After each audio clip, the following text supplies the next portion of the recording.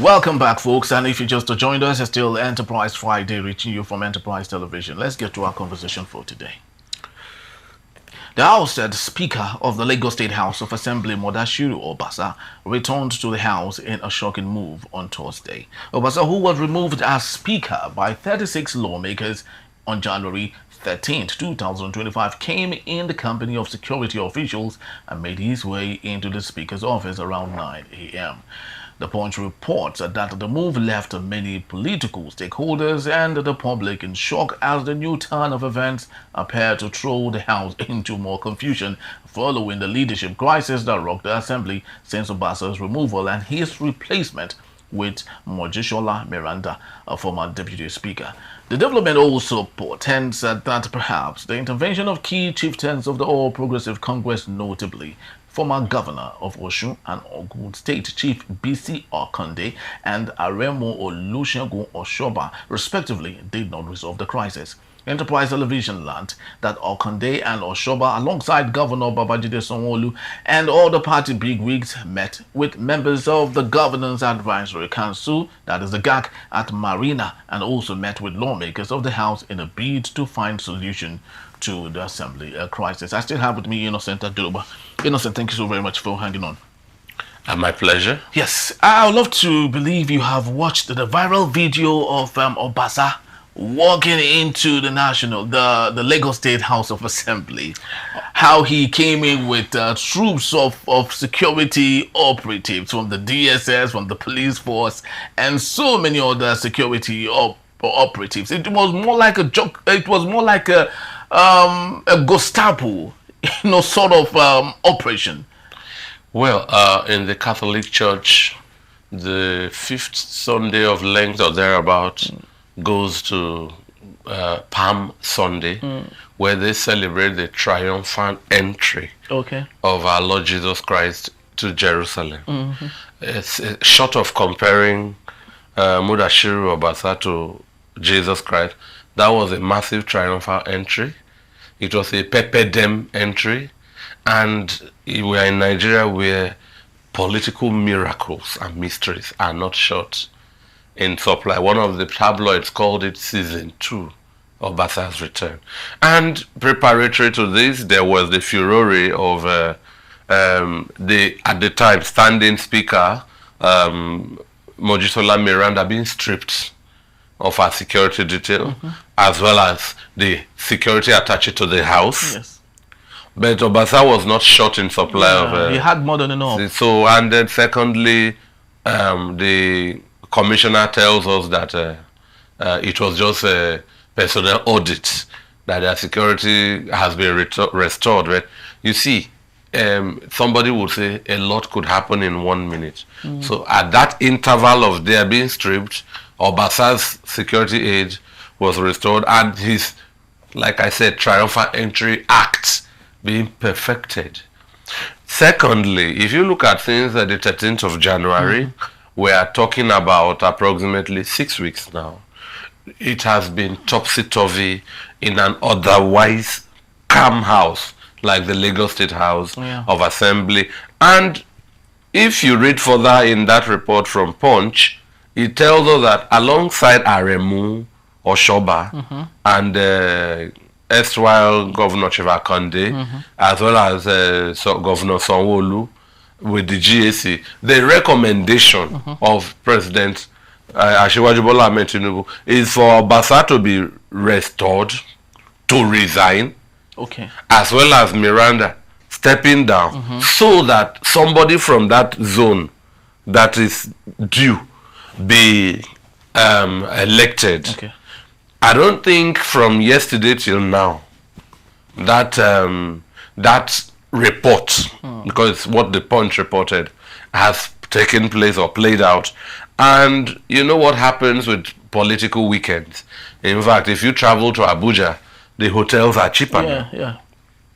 So in Lagos, this scenario will ebb into Friday evening, usher in the Owambe mood, and we don't know. It will pipe low, and by Monday we may we may still see Obasa. Yes, because it is not looking like because it is not looking like he is ready to even, move an inch from that position. And I am miffed by the fact that the Nigeria, talking about, when you talk of national grid, something very centralized in Nigeria is the police force, where there is a hierarchy of command. The commissioner at the state level taking orders from the Inspector General of Police, who takes order from President Asiwaju Bola Ahmed, who is the Commander-in-Chief of the Armed Forces. So if Obasa ousted 13 January by about 36 lawmakers legitimately, yet to be declared the speaker, yet to be reinstated, because as at his coming in, he had not entered the chamber where he can be reinstated. So he actually went straight to his office. I'm coming now. I'm saying, if this where you are seated is my office, and I've been ousted before, until I get there to sit down, I'm still an ousted speaker. But in my return journey, I am already the camaraderie, the pageantry, the effrontery, the gusto, So who gave Mudashiru Obasa that legion of policemen? Who gave him that platoon? And then if all of this is going on, it tells you there is a voice from above.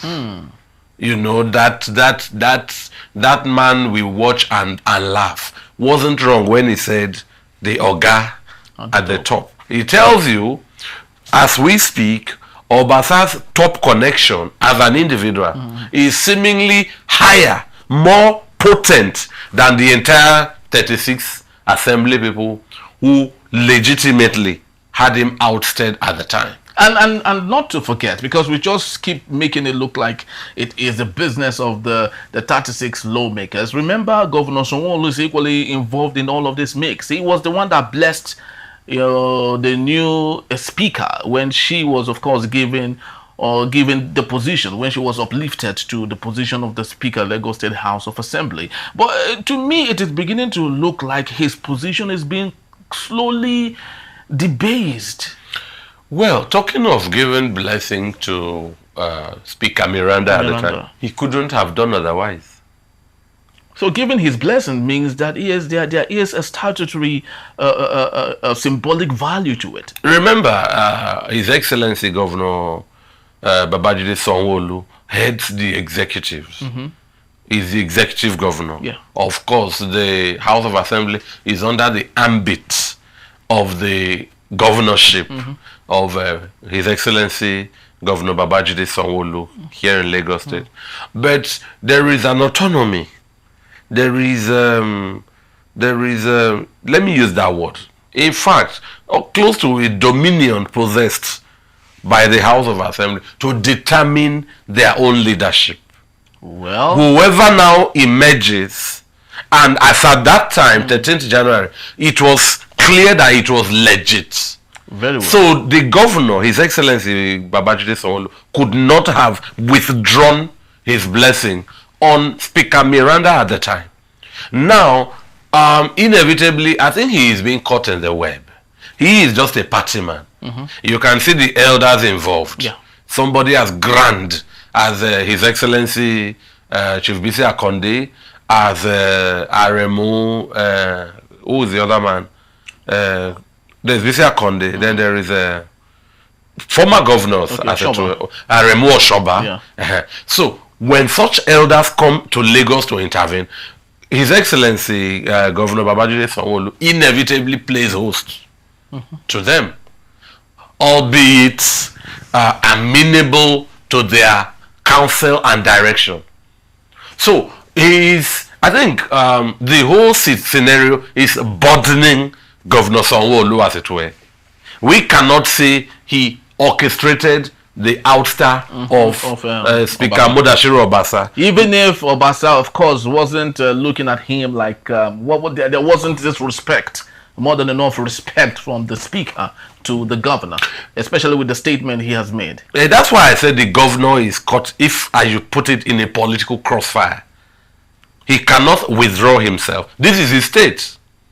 This is his state. When Otumba Akonde comes to town, or Aremu Oshoba comes to town, Governor Sanwo-Olu is duty bound to receive and host them.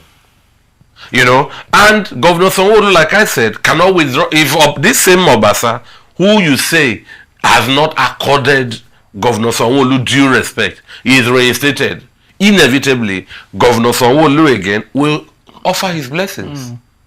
So he is being caught in a political crossfire, and this is where politics can be very thorny. It's one thing for us to see it as rosy, but politics is bipolar, and Governor Sanwo-Olu is condemned to manage it from both extremes. Now, condemned to manage it from both extremes. Let's not, of course, remove the power, the very big, broom of His Excellency President Bola Ahmed Tinubu in all of this mix, because of if you take a look at how the political network is being drawn, it's been driven, it's been manipulated in Lagos State. It is more like President Bola Ahmed Tinubu is the one calling the shots in lots of things. Now, how come now that he who has given so much blessings to Sanwo-Olu and a litany of other lieutenants is now trying to create that gap that might end up hitting him back? I cannot categorically say what Asiwaju Bola Ahmed Tinubu, the president, has or has not done.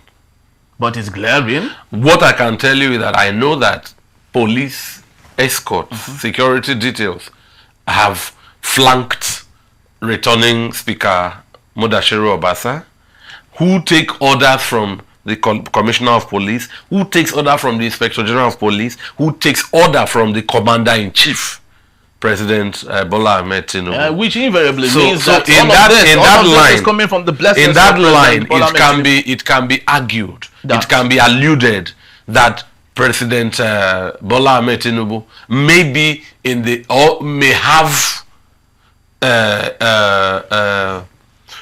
Speaker Mudashiru Obasa under his protective wings against other lieutenants. It can be so argued. So why do you think he is now becoming a special breed, a sacred calf? Who is a sacred Obasa, calf? In the hands of His Excellency Bola Ahmed. From this table, you and I cannot determine the depth of the interest conflicting at war. We don't even know where this is headed. Perhaps this may only just be a scratch of the whole imbroglio. I'm telling you. So, I would say I'm a Lagosian, possibly by birth. By birth, yeah. And then I've lived here since by residence. 98. If you put 3 years there, that's 30 years. My institutions are the University of Lagos for all the studies I've done.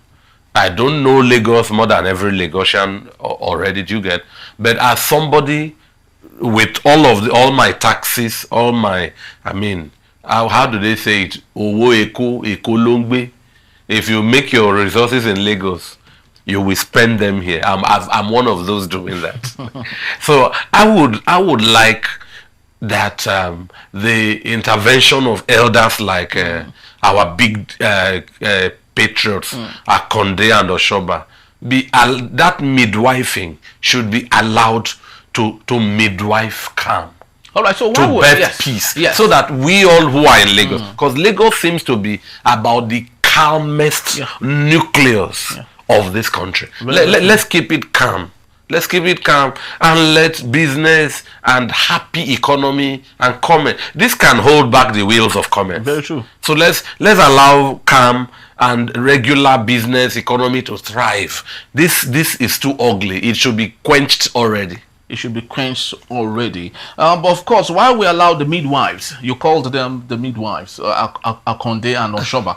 So while we allow them, of course, political midwives, do what they know how to do best. But let's do a juxtaposition here. Compare what's happening in Lagos currently with what we see in Rivers State with Semenalayi Fubara. Of course, I had mentioned this before earlier in one of our discussions. You said it is not in any way similar, but it is becoming to look like that. Obasa right now has just bought 4 lawmakers on his side. And similarly, Fubara had the same issue, just 4 lawmakers. With those 4 lawmakers, he was able to pass budget twice. So why do you think Obasa would not think that even with the 4 lawmakers he has on his side, he of course can do what similarly Fubara has done? Politics is not righteousness. It's my cliche. And I would say kudos to Mudashiru Obasa. He tells you that throughout the last 6 weeks from 13th January, these 4, which may not have showed up like where for Obasa, have bared their fangs, have unmasked, we can see them. Henry, across the weekend, that number may grow. Yeah, very true. Yes, true. That number may grow. You see, the Nigerian politician is inclined towards anywhere that is favorable. Favor in Nigerian politics is bigger than integrity. Do you think it is more like a regional thing? Because like we see in South River State, Nigeria, similarly Fubara doesn't seem to have more lawmakers coming to his side, as against what you think you would observe going forward in Lagos State, which of course is obvious that he's having 4 lawmakers on his side. Who knows, maybe in the next couple of days he might have 16. In the similarly Fubara saga, River State just swapped political label from PDP to APC. How? The political kingpin, Minister Nyesom Wike, haven't effectively delivered for this government, is a huge compensated beneficiary of the APC government. And as governor, I'm sure Minister Nyesom Wike was not without his followers who can see the trajectory of political reward. And if the center from Abuja is the APC dominance, it behooves others who can see their political destiny better watered by the APC to go that route. Because from Abuja right now, the favors are delicious and tempting. If that is the case in Rivers, the PDP are at the disadvantaged end, struggling to keep their house together. And I'm not usually happy where in Nigeria there is crisis in Rivers, you take it to Abuja court. No. But again, in Rivers, constitutionally speaking, all concurrent powers are domiciled with the governor. It behooves Governor Siminalayi Fubara to woo and befriend the right lawyers who will interpret his position for him, and he feels strengthened irrespective of the attack from Abuja. As a custodian of state power, legitimately, he can withstand the next 4 years and possibly do 2 terms. So, in the case of Lagos, but in the case of Lagos, there in River there is the conflict of political labels, the dichotomy of PDP, APC. Minister Nyesom Wike sort of favoring the APC, and Siminalayi Fubara, the governor, struggling to keep the ship of PDP afloat. In Lagos, it's APC, and that's where the political mystery is appalling. I mean, we are all in one fold. Yeah, but I think it's even more dangerous, when we have an implosion. Don't you think so? You see, I've been saying it. that the APC is in a good place. Whether in Lagos or nationally. The APC are having crisis. If you look at the early years after independence, these are the kind of crises that shook the AG action group of the great sage Obafemi Awolowo and opened the door for Chief Samuel Akintola to thrive, backed by powers from outside of the region. In this case, the APC in Lagos, as we can see, are in crisis, but they are still comfortable. There is the absence of opposition. The opposition have gone on holiday. They are slumbering. It is at a time like this that an opposition can rise up, pick deficits in the governing style of the incumbents, and build portfolio leading to the next election. You don't just win an election, the weeks leading to the election, you start campaigning. Well, I will be looking for a Badebo Vivo Roads now to speak. Earlier in the life of this administration, the defeated presidential aspirant of Labour Party was a vocal voice. You know, what you do beyond the election is still speak for your party, especially at a time where your opposition is faltering. But the APC are in a good place. Like we've been speaking on this table, it's closing on to 24 months, 2 years. The APC are here to appoint ambassadors for Nigeria across the world. It's closing on 2 years. The APC are here to hold their Congress. But they are in a good place. Whereas the opposition. So it now dims the hope of Nigerians in democracy, because if this goes on like this, it's a one-party Leviathan. It's a behemoth dominance by the APC, and it's just a stroll in the. It is even dangerous for democracy, because the APC can do what they like.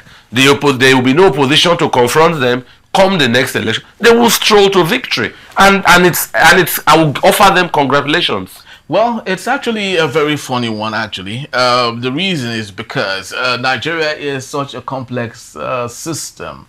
When you think that you've seen it all, right there before you see something different. All of these things you're talking about today was what the PDP used to say before now. Remember, they said, one of the big wigs in the PDP said they were going to rule for 60 years. And it was very glaring that it was possible. But today, where's the PDP? So same might equally happen with the APC. Who knows? You know, that's what I can tell you is we will wake up on Monday and get a new turn to this story. Because take it from me, by the grace of God, we will be alive through the weekend. You won't hear anything. Very true. But when it is Monday, like I said, there is the likelihood that Mudashiru Obasa's army will grow from 4 to 16. I don't know the number it will grow to. All right, ladies and gentlemen, that's just about the time we have for today. Just to let you know, it's a developing story, just like our guest, Innocent Adulubajit said. We would brief you, of course, come next week, just to let you know what is happening with the Lagos State House of Assembly, with Obasa and Sanwo-Olu and Meranda, and of course, the CNC of them all. That is our president, His Excellency Bola Ahmed Tinubu. Thank you so very much, Innocent Antoluba. Always a pleasure. Appreciate you. All right, that's just the time we have for today. Thank you so much once more for being here. Please do well to follow us. You can always find us at Enterprise TV 7. My name is Henry Gwibike. I'll see you tomorrow for yet another great time. Bye-bye.